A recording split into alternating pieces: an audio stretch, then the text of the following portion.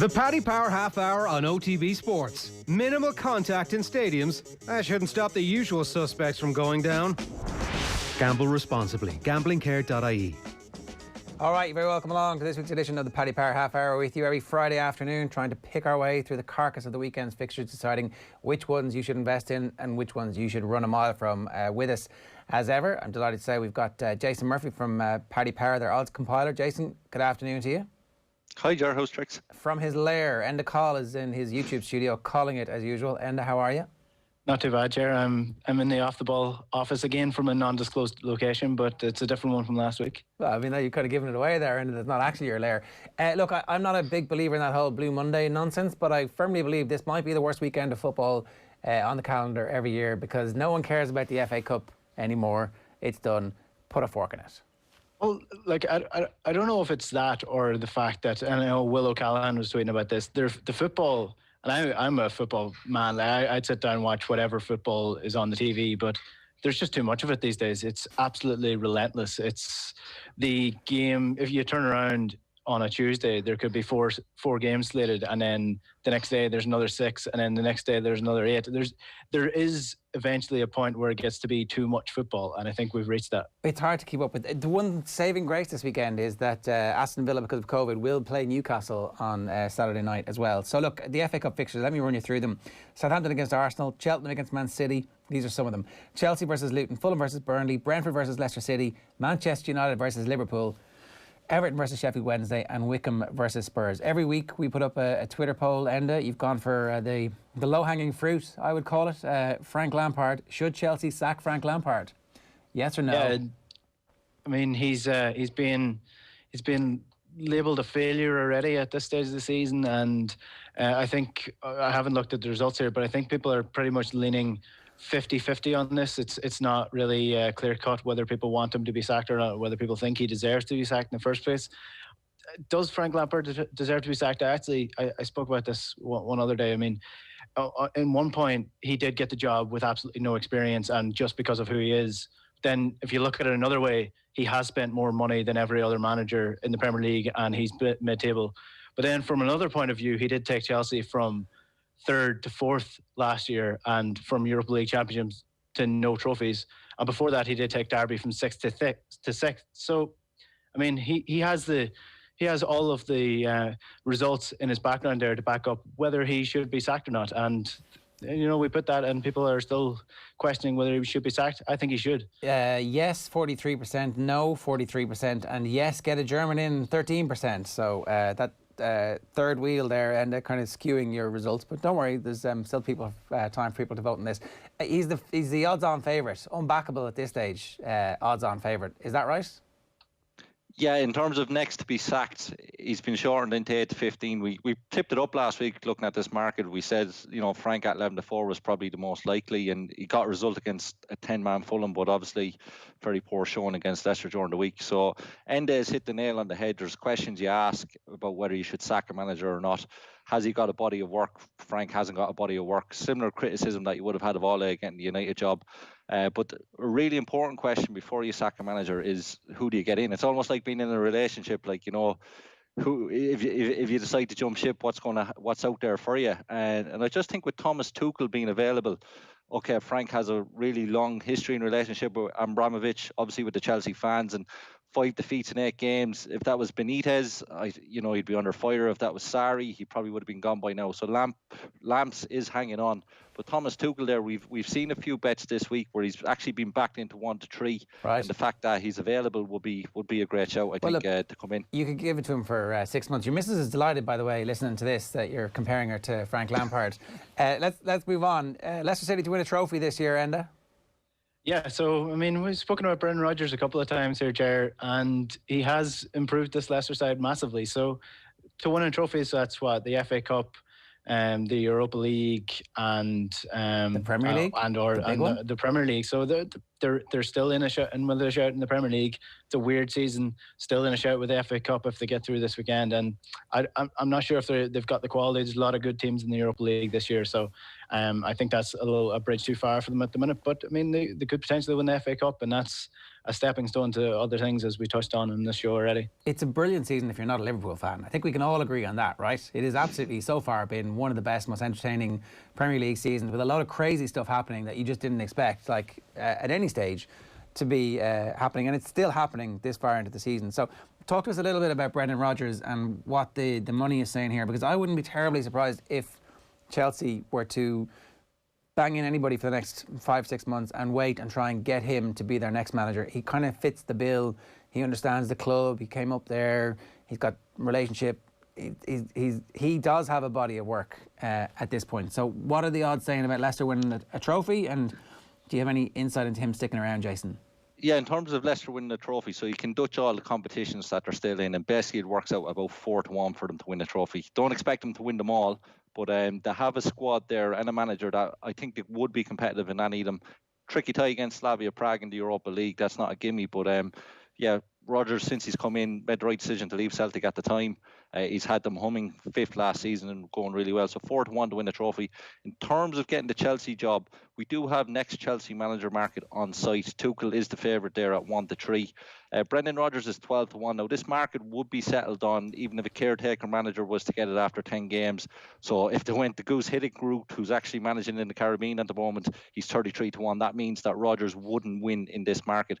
But definitely, given his body of work, the fact he's been at Chelsea previously as a youth coach and reserve coach, and what he has done, if Chelsea were able to get him in the summer, you definitely wouldn't say it wasn't a bad call, especially that he has managed a top club like Liverpool before. Okay, so it's possible that Jody Morris might be the settlement in this market, but Brendan Rodgers might be the next full-time market, so you wouldn't be back in this market if you thought it was going to be Brendan Rodgers in the summer. You'd like to think Jody Morris would walk with Lampard, that he wouldn't... But yeah, like it's football, you say, if a caretaker, yeah, in it, bruv, in it. But if he's in for 10 games, that's usually how we settle those types of markets. 10 matches is the cut-off usually, point. Yeah.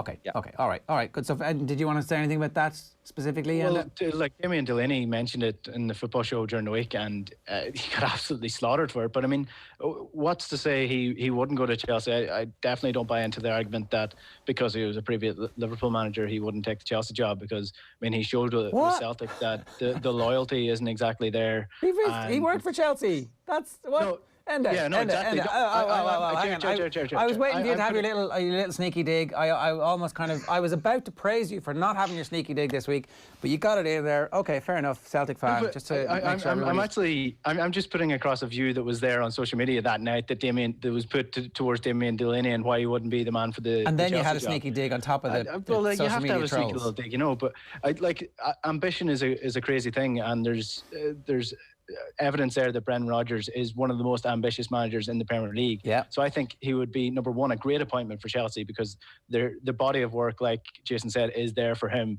He does improve players, and he would be able to take this Chelsea side with all these superstar talents in it that don't seem to be coached all that well by Frank Lampard, and he would bring his coaching across, and I think he'd be an excellent signing for Chelsea. Thomas Tuchel, I don't think, would be suited to the Chelsea job at all, because he is very much an authoritarian manager who wants to get his own way and wants to rule the club. He's not going to get that at Chelsea, so I think it would be a bad move for him. I'm not sure. What's in between? Sorry, did we get... who else is even in the mix for this? Yeah, so you have Shevchenko is there at 5-1, purely because we've seen a bit of money for him, but Ukraine manager, they've actually quite a nice group for Euro 2020 or 21 if it goes ahead this summer, so it's hard to see him coming in. Other selections there are Nagelsmann, unlikely to walk away from Leipzig midway through the season. Ragnick is free and available. He's there at about 13-2, but based on what we've seen this week, 1-3 Tuchel just because he's available. But The Athletic did put out an article about Chelsea going the German route, and these markets are very volatile. So we do see money come off the back of the newspapers, but you always believe what you're reading the news is probably another part of it too. Absolutely. Yeah, see, the issue with Chelsea as well, it's such a weird club that the likes of, say Sarri, for example, and I know Chelsea fans really didn't take to him at all, but he's a project manager. It's going to take 3 to 4 years to build what he wants at the club. And even though he won trophies, he didn't get the support that he wanted because people just were not behind him. The likes of Tuchel, the likes of Ragnick, even Nagelsmann in a stage, they've got the reputation, but will they get the time at a club like Chelsea? They're such a volatile group of fans that I don't know if they would. So you're saying the only correct answer to this is the current Leicester City manager? Yeah, Because I think Brendan Rodgers will come in and within half a year would have that team running the way he wants it. I mean, I know obviously it's miles away, but if Rodgers was to be the Chelsea manager and you were making up markets for next season's Premier League, would that have a significant impact? The fact that somebody of his profile is managing a club, or is it purely about the performance of the team, how they did last year, and because when we were talking about your own internal ratings. How does the manager factor into that? Yeah, it's significant. We think a manager can make anything, but a good manager can make anything between 5% to 10% difference either per match or over a long period of a season. So, for argument's sake, you could see, Chelsea probably started the season about 7 or 8 to 1. Obviously, you're factoring in title race with all the other teams, but if Rodgers was there, yeah, probably shortening a tick or two, not massively, given that he'd only have a pre-season. The great thing with Leicester was he came in mid-season and were able to hit the ground running the following season. But yes, we would improve the Chelsea rating if Rodgers was the manager above Frank Lampard. Okay. What's the volatility like in the market at the moment in terms of the outright for the Premier League? And I know you haven't prepared this for us, but it's been like it. So it was a couple of weeks ago where Man City went favourites in running in the middle of a game. It might even have been a Liverpool game, was it? And since then they've been favourites? Yeah, I mean, I think we had them 4 to 6, 8 to 11 last week. They're 2 to 5 now, Man City, to win it. United are gone second favourites in the market at 13 to 2, and Liverpool are next then. Sorry, United 11 to 2, Liverpool 13 to 2, and Leicester at 20 to 1. What I would just say with the FA Cup this weekend, we kind of had a look at the numbers, and Ole has got to 4 semi-finals with United without actually winning anything. And in terms of a long cup run, the data tells us that it costs you about a point come the end of the season. And if you look at how precious these points could be to United in terms of a title race, if United go on a long cup run and finish with a point less than what they have now, their chances of winning the league is actually swings by about 4%. So as a United fan looking ahead to the Liverpool game, I could be okay with a loss this weekend, knowing that it could increase our chances of winning the title from about 15% to about 19-20% just for the season that's in it. Other teams love cup runs, but it didn't do Van Gaal any favours winning the cup at United. United fans still remember success, and just for the season that's in it, you wouldn't want to give up any points by going far in a competition that whether you win or not doesn't matter. But if Ole won this league title, it'd be incredible. How do the maths work for that? How do you equate the long cup run with the giving up, surrendering of a single point? So we looked at 7 seasons of data, not including the last season, but 7 seasons before that. And if you look at all the league games played from the start of the 5th round of the FA Cup up to the final, if you take the teams that make the semi-finals and the teams then that do not, you have about 1,800 games there. And we could see that in terms of what teams are expected to get from all of those matches, the teams that don't make the cup semi-finals perform 0.05 of a point better. And if you multiply that over 15 games, it rounds out to almost 1 point per game. It's just one variable, and there's a lot of context in every kind of match price and expected points per game in terms of team news, motivation, what happens on the day. But based on those rough figures, and even simple maths to tell you, or simple football fans to tell you, if United beat Liverpool, they have to play West Ham in the next round, a fired up West Ham that are going for the cup. You'd rather United spend time on the training ground, not have to worry about travelling or any other arrangements, and focus on the league games, because it's those kind of cup games that upset what you're trying to do. And what is already a congested season, you can see that actually being exacerbated, that it could cost the team more than a point going on a cup run. I totally buy the maths in this instance, and then at the same time, in living memory in Manchester United, there is the whole, we got battle hardened with our cup runs in the year of the treble, and maybe it's a completely different era, and actually those players they ran less, maybe the fitness levels got better as the season went on, and certainly they were up against much smaller squads, so maybe that moral sense of what was happening has completely changed. Yeah, momentum in beating Liverpool would be great for United's confidence, absolutely. But in this season of all seasons in particular, I mean, you'd rather play just 2 league games in 7 days rather than 3 games, and one of those games being West Ham coming to play up in Old Trafford. Like you said, the simple logic like that, plus United as well, the Europa League as well too on top of that, a really tough tie against Real Sociedad too. So like I say, it's just an extremely congested Yeah. season this season. I am- Less games, the better. I am throwing both the cup matches straight away. I don't know, Enda, what your take on this is, and we'll get into Liverpool now because as well, you've been doing some digging on that. But what team would you pick for Manchester United this weekend? I mean, you're rotating, aren't you? I mean, God forbid you play Donny van de Beek once in every couple of cup games. Like, I do think, yeah, there definitely is. But you're not rotating anybody important. So Van de Beek, come on in. Dan James, come on in. The beauty of United squad is that they actually have some serious depth now. So that you can play the likes of Mata, you can play Williams, you can play Greenwood, you can play Donny van de Beek, and the likelihood is United do have the squad there that can overcome most oppositions. And the fact that Liverpool aren't taking the FA Cup as seriously over the last couple of years will also play into that. So I think that shows you the importance, again, in FA Cup weekends, especially when you're betting, is to wait for the starting 11 to see what is going to actually be out there. Because if I'm looking at Liverpool's cup team against United's potential cup team, because they do play some regular starters in there as well, I would have United as favourites going into the weekend. And do you want them to win? If you can get as far as the semi-final without putting too much stress on your you're going to lose a point. team, The maths say you're going to lose a point, potentially.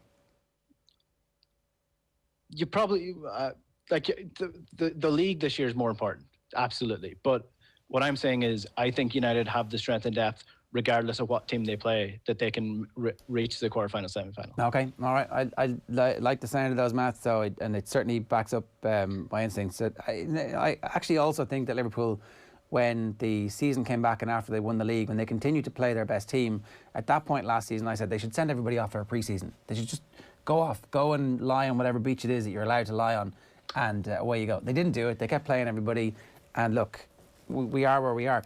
But you've got your own maths here, and you've been doing some digging. I do. So a lot of comparisons of Liverpool now, this team under Jurgen Klopp in his 6th year, to the Jurgen Klopp Borussia Dortmund team in his last year. So I wanted to see what the figures said, and I do have to take liberty with some of these numbers, because you're looking at Dortmund at the end of the season, their numbers, and Liverpool halfway through the Premier League season. So, for example, the Borussia Dortmund team, they didn't fall off a cliff like everyone thinks they did. They were just quite unlucky in the way things fell for them. So they were still running more than everyone else in the league. They still had an average of 120 kilometres per game. They still had an XG of +8 above where they should have been. And even Liverpool's analyst Ian Graham said about this season, he said that he looked back at Dortmund's season under Jurgen Klopp, analysed every pass, tackle, everything, and he thinks that Dortmund should have finished second that year as opposed to 7th, based on all the data that he collected. So Liverpool this year, again, if you look at their data, they've scored 25 goals from open play. They've got an XG of about 29, so they're underperforming in front of goal from open play. They're also conceding more goals than they should be, because their XG for conceded goals from open play is about 13. They've conceded more than that from open play this year. So they're conceding more goals than they are expected to concede, and they're also scoring less than they're expected to score. So they're underperforming across the entire entire team when it comes to attacking and defending. And there's context to that, though. I mean, you're looking at the defence. You're playing 2 centre midfielders there, and going forward, you're looking at injured players like Mane, who had COVID for a while there. Salah's underperforming to where he would be last year. Jota is out injured. Firmino is not a goal-scoring striker. So all these things lead to where Liverpool are at the minute. But the difference between the Dortmund season and the Liverpool season is that Liverpool are playing in the middle of the most congested season of all time, and everybody has had a bad run of form so far, and Liverpool are just in the middle of theirs right now. So you think that they're going to come good on the basis of the stats? I think if they can just tighten it up a little bit, take a few more chances. I mean, they're not underperforming that badly in front of goal. I mean, it's only 4 goals of difference compared to where they should be. So they're not actually performing that badly. It's just a matter of converting those chances a bit better than they are. So United had the worst start to their season since the early 90s this season, and they're top of the table. Man City didn't come good until after Christmas, and they're second. Leicester had a bad run of form, and they're third. Chelsea are in their bad patch at the minute. Arsenal at one point were just above the relegation zone, and look where they are now.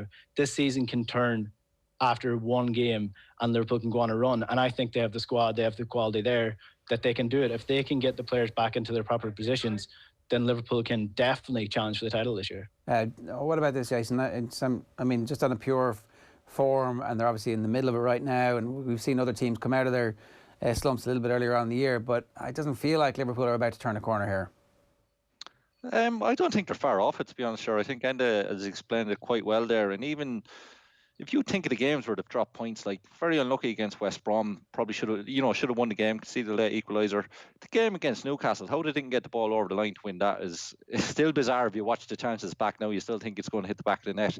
You know, if they win those two games, okay, yes, they didn't win against United, surprised to lose against Burnley, but like they're not that far off it. You do have concerns, especially around COVID with Mane and Salah.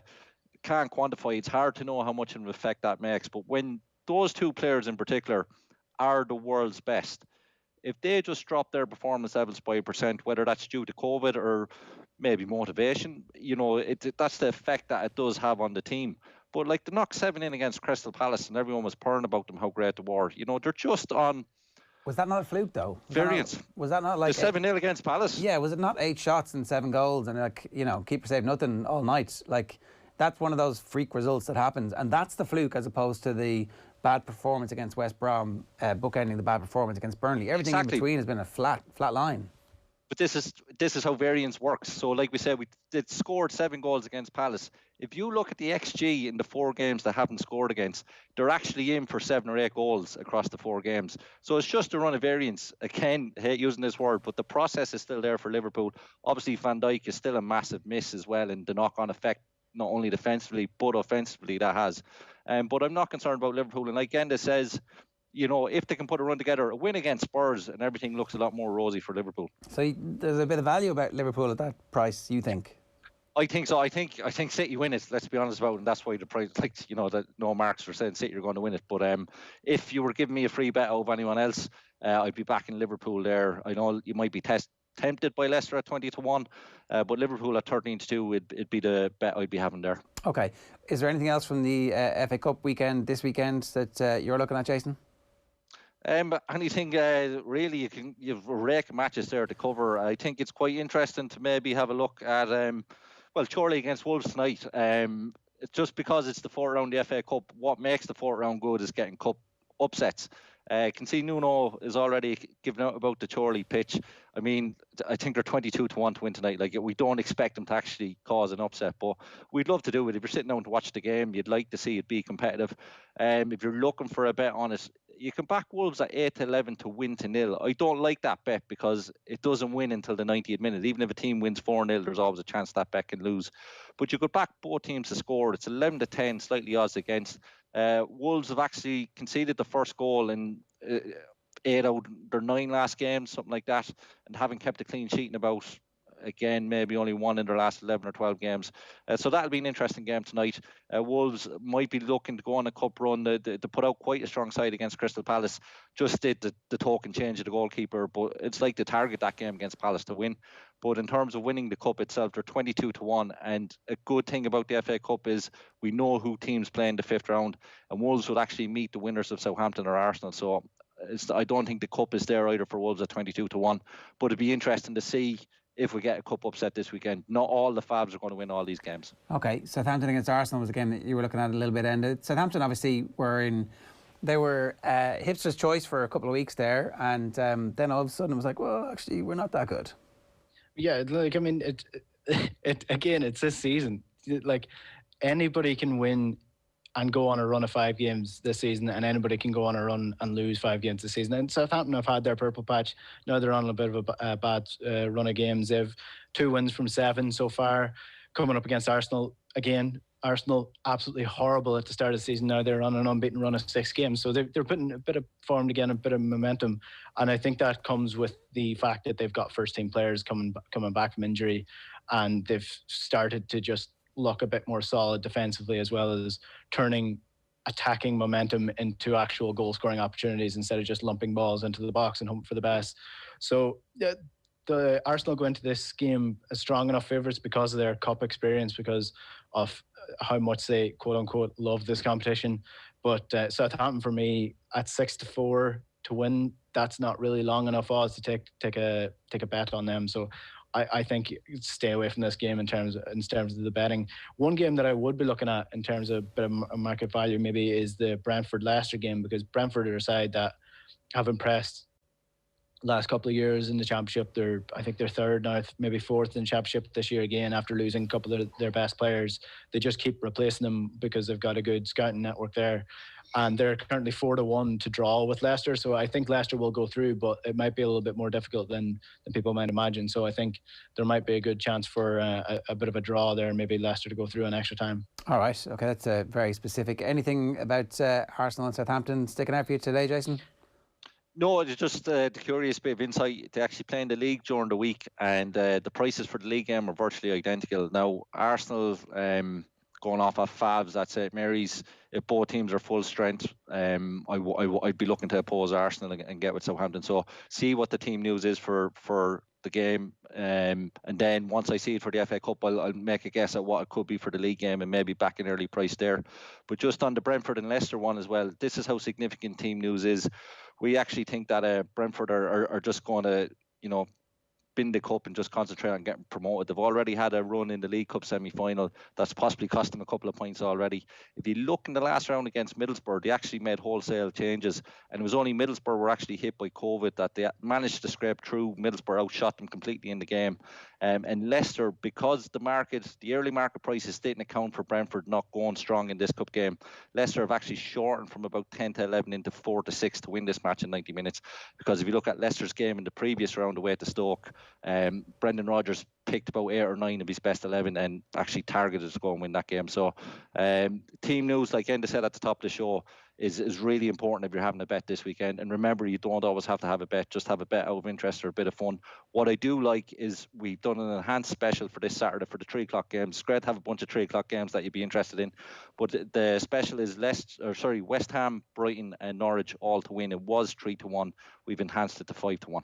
Okay, so West Ham, Brighton and Norwich all to win is out to 5-1. I'm just looking at the outright odds. Man City favourites, short price favourites 9-4. Chelsea are 11-2. I know Chelsea like to do well in the cups and everything, but I'm not putting any money on Chelsea to win any trophies at the moment, the way things are going. Who knows, maybe they have a new manager and they're still in the cup at that point. Liverpool are 8-1. Spurs are 17-2. Manchester United are 10-1. Leicester are 12-1. Arsenal are 14s. Everton 16. Wolves 22, Southampton 25, West Ham 25, Brighton 40. Is there anything in that end that makes you think, yeah, actually I can see? I mean, interesting point Jason made earlier on about West Ham going for it in the cup, already there in the next round, ready to go. Like, is that a good price? I think it just depends on how the draw falls and the further you go on, who you come up against. Because, I mean, it could be all well and good putting your money on United or City, but again, they got drawn against each other in the semi-final last year. So I think United could be a decent enough price at 10s, but then if they meet Man City, I think Man City are going to beat them. So I would still consider Man City to be absolute favourites for this competition. So I don't know if a team outside of them are going to do it. It all looks good until you get punched in the face. Like West Ham look great for this competition until they meet Man City, and then they get handed a 3-0 defeat. Like, I mean, yeah, I think the better sides ultimately rise to the top when it comes to the later stages of this competition. The fourth round is where you want to get these teams because they're not all that intrigued in it. But if you meet them later on, you're going to be meeting their full strength side. So I can't see an outsider winning the FA Cup this year, I don't think. Yeah, okay. Anything on that outright market, Jason, that strikes you? Yeah, so the reason Chelsea are second favourites is that we know if they win this game, I think they're away to Barnsley or Norwich in the next round. So they're odds on to get to the quarter-final. And similar to Man City, Chelsea don't necessarily have a bad B team. So, like, regardless of what Lampard picks, we'd expect Chelsea to be in the quarter-final. So if you're on Chelsea at 11-2 in the quarter-final, whether Lampard is still the manager or not, I think that's a great bet. Similarly, Leicester might be worth a look as well. We expect them to win at Brentford this weekend. And if they do, they're at home to Brighton or Blackpool in the next round. And like I said, with the team that Rodgers picked in the last round against Stoke, I think he would target, going far in this cup, even if they are still, technically in the league title race. And the last thing I'll say is Burnley, I still think are a bit of value there. They came through against MK Dons. Tough game the last round at home. They made hard work of it. But the fact that he played me and Tarkowski at the back and he went with Barnes and Woods up top, I think Sean Dyche will actually be taking the cup quite seriously this year round. They're away at the Fulham, but if they win that, they're likely at home in the next round against Bournemouth. So again, you could be on Burnley there at 60-1 in a quarter final, and as we seen last night, very much capable of beating any team on their day. Yeah, I can see how he would say going well in the Cups gives him an opportunity to perhaps get a move to a bigger club. Everybody's selling something all the way along. Jason, good stuff. Thanks very much for joining us. It's the Paddy Power Half Hour. Enda, thank you very much as well. Your conspiracy theory about Liverpool being the new Borussia Dortmund is one that no doubt we will clip, and I'm going to be interested to see what your mentions are like from the Liverpool fans, who you're essentially trolling and saying they're going to finish 7th this year. Is that right? No, I'm arguing the complete opposite. They're going to finish 7th, I heard. That's the cutaway. All right, that's the Paddy Power Half Hour. We're with you every Friday afternoon, bang on 1:30. We'll see you next week. Take care. The Paddy Power Half Hour on OTB Sports. Minimal contact in stadiums. That shouldn't stop the usual suspects from going down. Gamble responsibly. Gamblingcare.ie.